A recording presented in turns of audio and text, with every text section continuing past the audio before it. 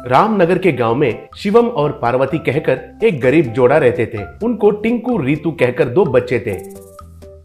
शिवम एक बड़ा बावर्ची था। शादियों में और फंक्शंस में उनका आदमियों को लगाकर खाना बनाता था। उनका बनाया खाना बहुत स्वादिष्ट रहता है कहकर सब लोग उनका बहुत तारीफ करते थे। एक बार एक शादी में शिवम ने खाना पकाया। वो खाकर आए हुए मेहमान खाना बहुत बढ़िया है कहकर शिवम का बहुत तारीफ किए। शादी का मुखिया, अरे वाह शिवम, सच में खाना कितना बढ़िया बनाया है तुमने। मेरी बेटी के शादी में आए सब लोगों को तुम्हारा खाना बहुत अच्छा लगा। आने वाले महीने में मेरा बेटा का शादी है और तुमको ही खाना बनाना चाहिए। ये लो एडवांस कहकर पैसे दिया। ऐसे सब लोग उनका बहुत तारीफ करने के वजह से शिवम को घमंड बहुत बढ़ गया था। तब से पार्वती को घर में अपमान करना शुरू किया। सच में पार्वती भी खाना अच्छे से बनाती थी, लेकिन शिवम तो हमेशा उसे डांटते हुए उसका अपमान करने लगा। एक दिन खाने का प्लेट को फेंककर शिवम, छी छी, इतना घटिया है ये मेथी के पराठे, ये कोई खाएंगे क्या? कितने बार कहने से भी तुम्हें समझ में नहीं आता है क्या? अगर तुम्हें बनाना नहीं आता है तो मुझे पूछो और मुझसे सीखो, मैं सिखाता हूँ ना, कहा। तब टिंकू, ये क्या है पिताजी? पराठे तो बहुत स्वादिष्ट तो है ना, आपको क्यों पसंद नहीं आया है? कहकर पूछा। तब रीतू, हाँ पिताजी, बेचारी माँ तो बहुत अच्छे से ही खाना बनाती है ना, फिर भी आपको क्यों पसंद नहीं आ रहा है? पूछी। तब शिवम, तुम दोनों चुप रहो। असल में खाने के बारे में तुमको क्या पता है कि बात कर रहे हो? मेरे सामने ही खाने के बारे में और स्वाद के बारे में कहने के लिए इतने बड़े बन गए हो क्या? क्यों रे, तुम ही बच्चों को ऐसा ट्रेनिंग दिया है लग रहा है, कहा। तब पार्वती, अय्यो, ऐसा कुछ नहीं है जी। पता नहीं आप क्यों आजकल मेरे बनाए खाने पर कुछ ज्यादा ही आलोचना कर रहे हैं। आप बड़े बावर्ची हो सकते हो, लेकिन मैं तो इतना घटिया खाना तो नहीं बनाती हूँ, वो मेरा मानना है, बोली। तब शिवम को बहुत गुस्सा आया और उसे एक लाफा मार के, मुंह बंद करो रे, छी छी, इस घर में खाने से बेहतर तो मरना है, कहकर गुस्सा होकर चला गया। तब सब लोग बहुत दुखी हुए।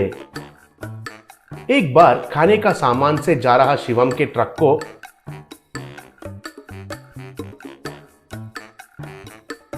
एक लॉरी ने ठकरा कर चला गया। तब ट्रक उल्टा होकर उसके अंदर शिवम को और बाकी के लोगों को बहुत चोट पहुंचे। शिवम का कमर टूटकर बिस्तर पकड़ लिया। तब डॉक्टर ने जांच करके, देखिए, इनको सही सलामत बनने के लिए कम से कम 6 महीने तो लगेंगे। बहुत महंगे दवाइयां इस्तेमाल करना है, ये दवाइयां वक्त पर डाल दीजिए, कहकर एक नुस्खा देकर चला गया। तब टिंकू दवाई दुकान में गया और उसे वो नुस्खा दिया।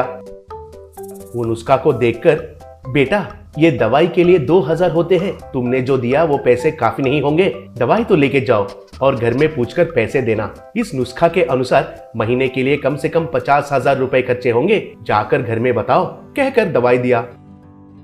टिंकू घर वापस आकर दवाई देकर शॉप वाले ने जो कहा वो उनका माँ से कहा। ये सुनकर शिवम, क्या महीने के लिए 50,000 होते हैं? अब कैसे है भगवान, अब मुझे क्या करना है? घर में तो इतने पैसे नहीं है, कहकर दुखी हो रहा था। तब पार्वती, मैंने थोड़ा पैसा बचा कर रखा था, लेकिन वो पैसे 1 हफ्ते की दवाई के लिए काफी होंगे। आपको कोई आपत्ति नहीं है तो मैंने पैसे कमाने का रास्ता एक सोचा है, कृपया करके मना मत कीजिए, बोली। तब शुभम, ठीक है, कहा।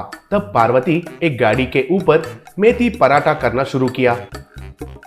उनका गाड़ी पर बनाया गर्मा गर्म पराठे आने वालों को देने लगी। उधर ही टिंकू और रीतू माँ को मदद करने लगे। वे पराठे खाए लोगों को उनका स्वाद बहुत पसंद आने लगा। एक आदमी, माँ जी, मेथी पराठे बहुत स्वादिष्ट है। बचपन में मेरी माँ जो बनाती थी उसका याद आया। आहा, सुपर, कहा।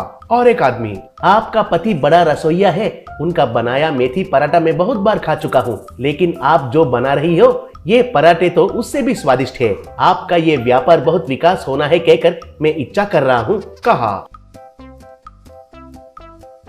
ऐसे वो हर रोज मेथी पराठे करके बेचना शुरू किया।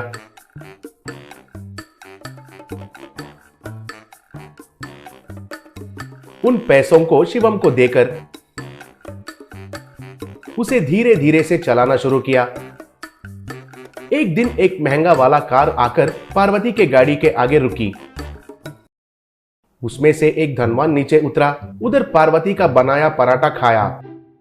तब वो आदमी पार्वती से, देखिए मेरा नाम कपाड़िया है, आपके बारे में बहुत लोगों से सुना, इसलिए एक बार स्वाद करने के लिए इधर आया। स्वाद तो बहुत बढ़िया है। अगले हफ्ते मेरा बेटा का शादी है। शादी में 1000 लोगों के लिए खाना बनाना है। वो खाना आपको ही बनाना है। उसमें ये मेथी पराठा तो जरूर रहना चाहिए। ये लीजिए एडवांस, कहकर पैसे दिया। तब पार्वती बहुत खुश हुई। ऐसे पार्वती शिवम के आदमियों के साथ मिलकर उस शादी में खाना बनाई।